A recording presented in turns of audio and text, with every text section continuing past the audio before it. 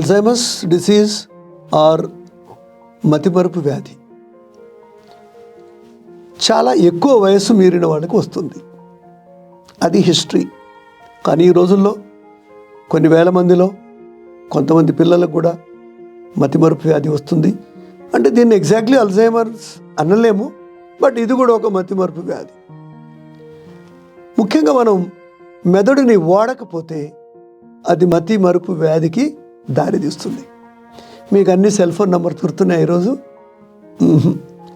నాకు 2 నంబర్లు, నా క్లినిక్ నంబరు, నా నంబరే తెలుసు.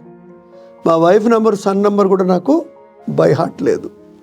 కానీ నేను మెడికల్ కాలేజీలో ఉన్నప్పుడు నాకు 100 నంబర్స్ తెలుసు, landline numbers, including STD codes by heart. Nellore దేంది, ఒంగోలు దేంది, వైజాగ్ దేంది టకటక చెప్పేవాళ్ళం. ఇప్పుడు ఎందుకు లేవు? మెదడు వాటిని వాడటం లేదు, వాటి అవసరం లేదని మనం డిలీట్ చేసి పడేసాం. It's a deleted data. But if your brain has to function better, you require more data. అన్నీ డిలీట్ చేస్తూ పోతుంటే ఖాళీ అయిపోయి అల్జైమర్సే అవుతుంది. So how to prevent Alzheimer's? మెమరీని ఇంప్రూవ్ చేయాలి.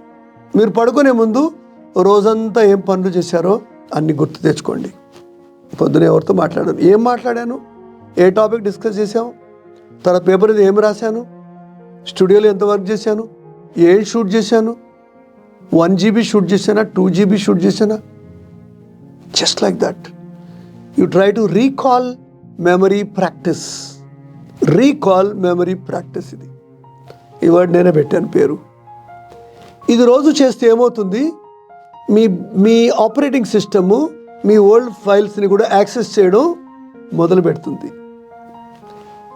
తర్వాత ఒమేగా 3 ఫ్యాటీ యాసిడ్స్ మన ఆహారంలో ఉంటాయి, నాన్ వెజిటేరియన్లో ఉంటాయి, చేపల్లో ఉంటుంది, మన నట్స్లో ఉంటుంది.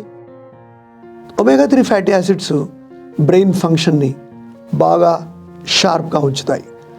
అంటే మన ఆహారంలో ఉండే అన్ని రకాల వస్తువుల్ని మనము తినాలి. So diet plays a major role for Alzheimer's.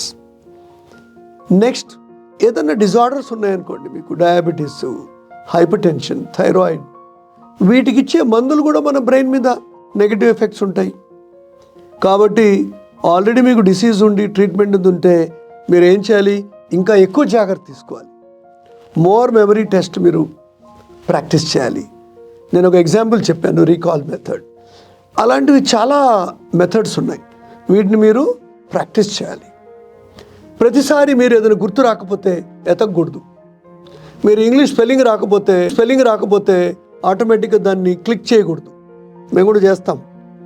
Me word చూపిస్తూనే ఉంటుంది, గ్రామర్లీ చూపిస్తుంది, చాట్ జీపీటీ చూపిస్తుంది.